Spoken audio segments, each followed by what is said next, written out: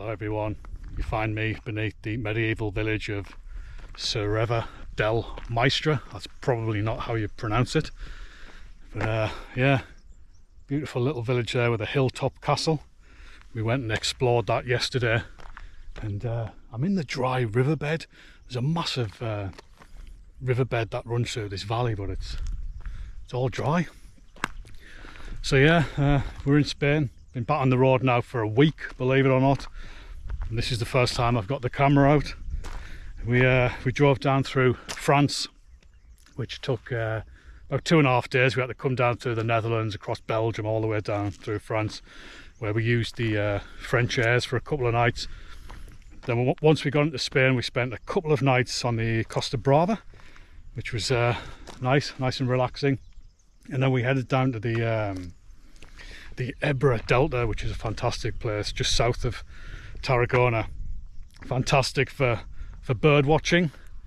And then we've come inland into empty Spain, where we found a campsite and we pitched up for a couple of days. Campsite's pretty good actually. It's got its own mountain bike trails in it, built into the side of an old olive grove. So I had to go around there yesterday, but I'm not fit enough for that kind of carry on.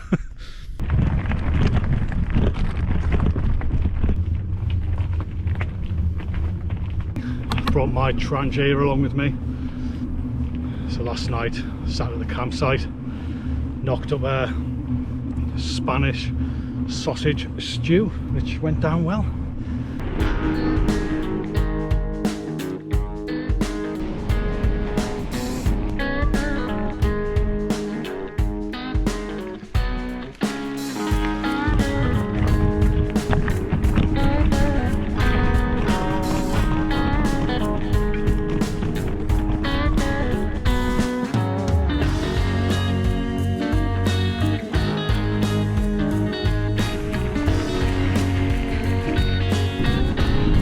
Bit of fast gravel track downhill there, but yeah, I'm panicking slightly. This is the first time I've used the Komoot app, and it seems to be draining my battery really quickly. I set off with a full battery. I didn't bring a battery pack because it's only a 2-hour ride.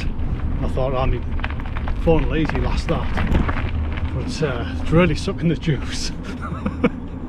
So I was glad that we had a nice fast downhill section there, so I could make up a few miles in a bit of time. I think I'm heading back towards the village now. Back across this dry riverbed. It's that dry to put a road through it. We're obviously not anticipating the water to return any point soon. Nice bit of uphill into the village.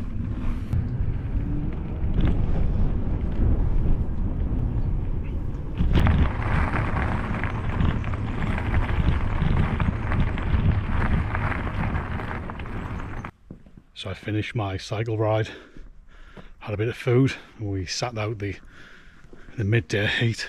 And it's about 4:30 now, so we've come out into the old town, which you can see behind me there. We're just underneath the castle. Whew, a bit of a walk to get up here, mind. It's all uphill. But Triss is here. There she is, taking pictures. We're not going to go up to the castle because we went up yesterday, but it's accessed through there. But man, what a great little place. I think it was built in the 12th century. Or 1200, I think, this castle. It's all, whoa, bloody hell. Nearly died there. But it's all basically fallen to bits. But the medieval streets around it are in fairly good nick.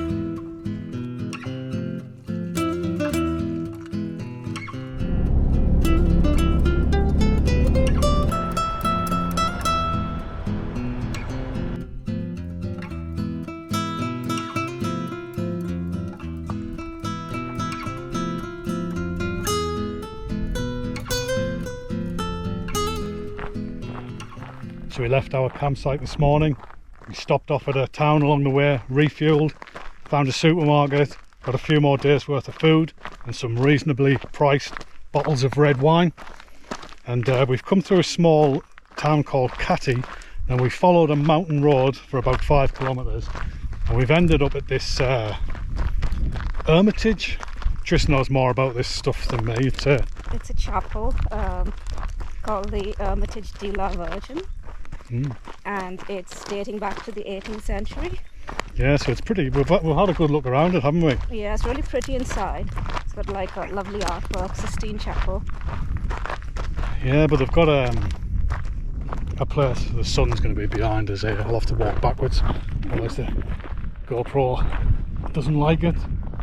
But there's a purpose-built camper van and motorhome parking place here. They've even got electric hookup, the recycling bins, rubbish bins. You can dump your wastewater down in the village as well.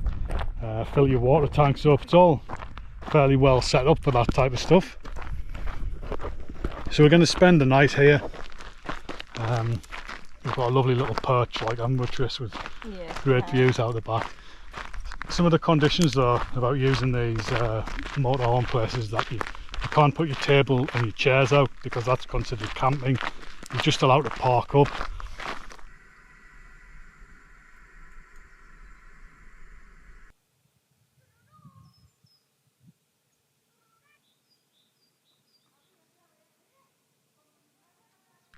So it's dusk here.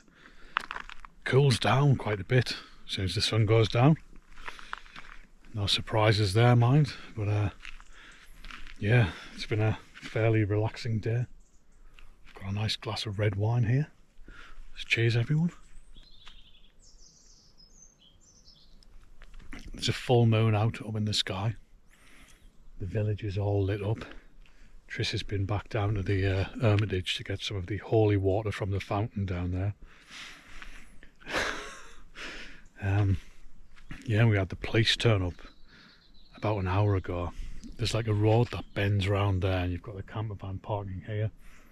So the police car got to the turn, they stopped, had a good look at the truck and then decided to come and park just here. And they were here for about 20 minutes. Now the rules are, I had a quick look before I left home, you can park up and you can sleep in a camper van or a motorhome as long as you don't have anything that kind of protrudes beyond the width and length of the vehicle. So you can't even open a window. You can open the top vent, but your windows have to be shut. So anyway, I had like my step out, my back door was open and my window was open, and I thought, oh, there's no way they're going to get that picky. But I shut the window anyway, just to be on the safe side. And after about 20 minutes, they just left.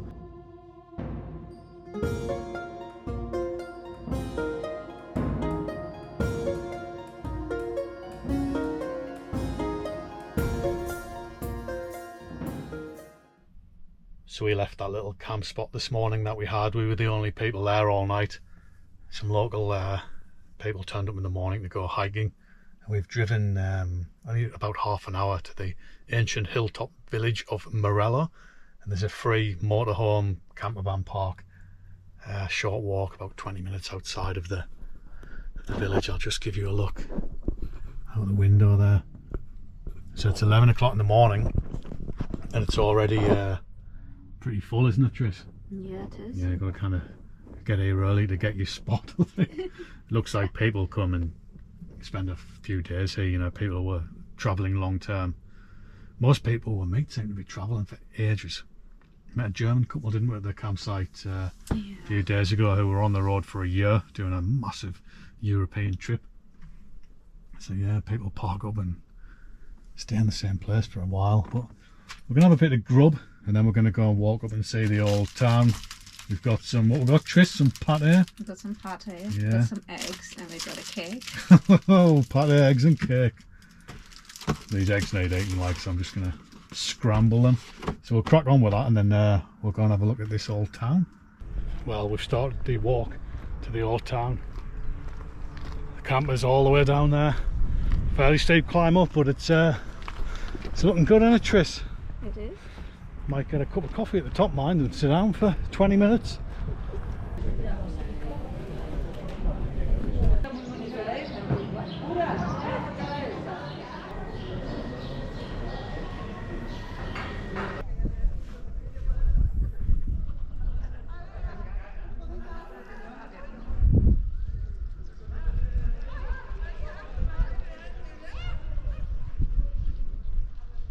Once you get up here, there's a fantastic view.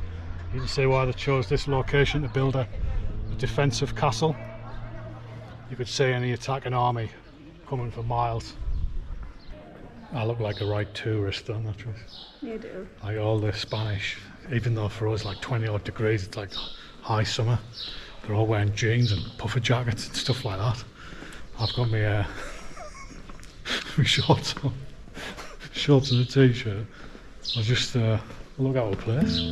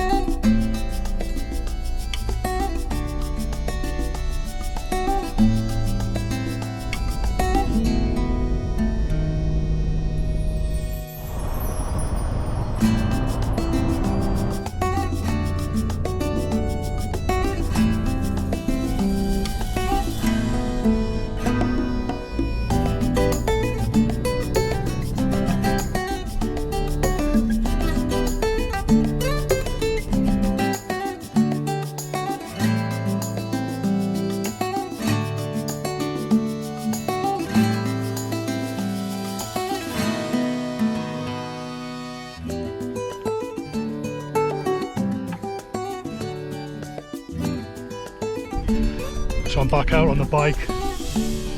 It's a pretty cold day today. The temperatures are more like what you would expect to find back in the UK at this time of year. It's about 10 degrees. I'm going to go and see if I can find some ancient rock paintings. So I spotted this old abandoned farmhouse from the road, so I thought I'd come and take a look.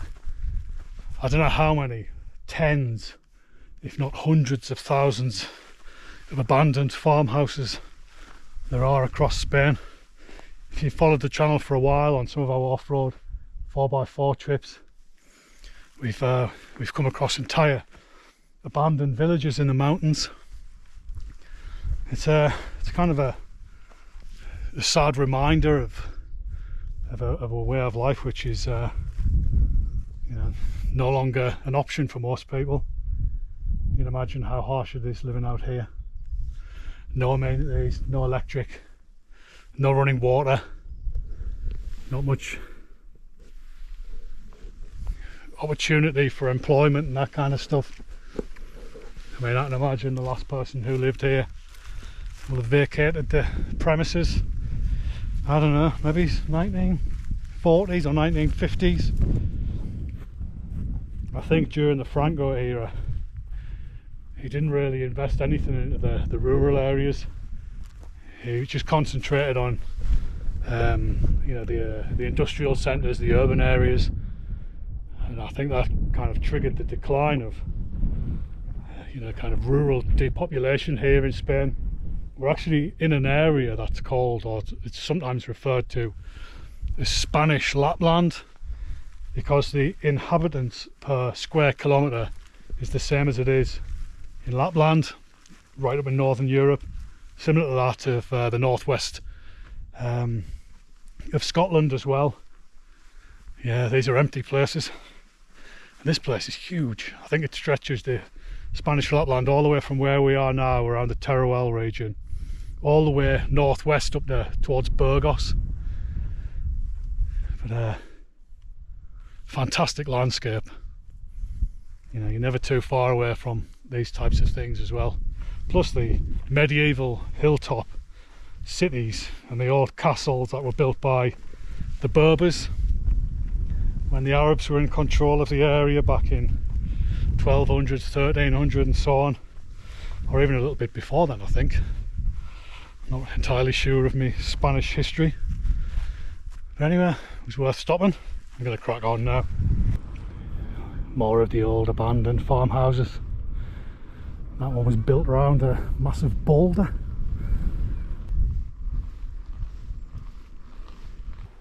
We'll just go and check this wall out. Just left my bike by the road, and being from England, you just can't get it out of your system that someone's going to nick your bike. I don't think bike theft is that prevalent in rural Spain, but yeah, let's have a look at this.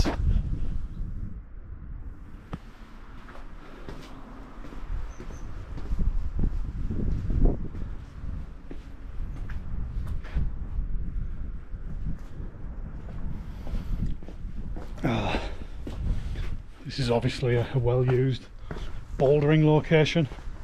I did pass a couple of vans earlier on with them climbers getting all the kit out.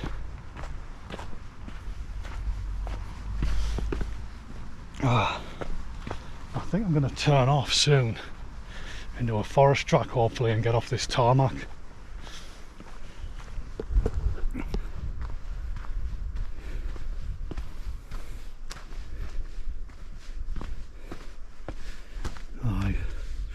She's still there.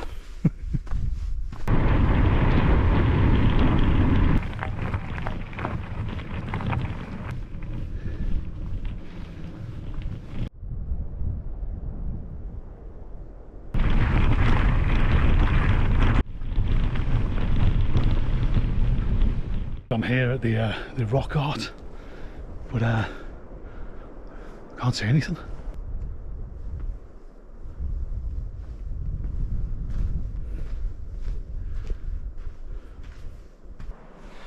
I can see loads of graffiti, but I can't see any prehistoric art on those rocks, unfortunately. So that was a bit of a wasted hike up to those prehistoric drawings. I just couldn't see them. Maybe because I don't really know what it is I'm supposed to be looking for. It was just full of people's graffiti, but couldn't see anything else. So I've managed to find one of the prehistoric drawings. It's not much to say, mind. Looks like actually looks like an alien. It's a little figure. The drawing of it is there. And that's just over there. It's very faint.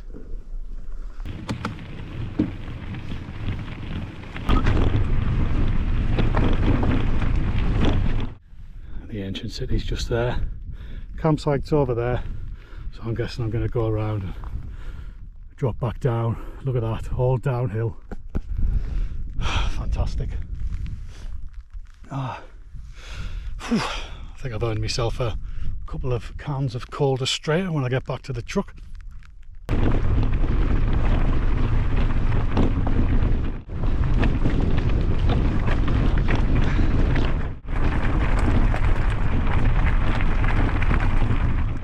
That downhill was great.